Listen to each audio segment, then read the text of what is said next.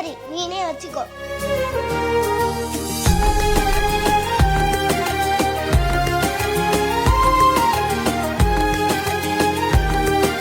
ஏன்டா எப்ப பார்த்தாலும் எல்லாத்தையும் எடுத்து புடிக்கிட்டே இருக்க?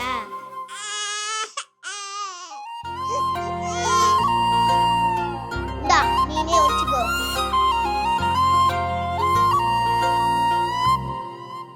கையால நானும் நிபி, என்கிட்ட இருக்கிறது எல்லாத்தையும் புடிக்கிட்டு போனீல, இந்த புக்கையும் புடிக்கிட்டு போடா.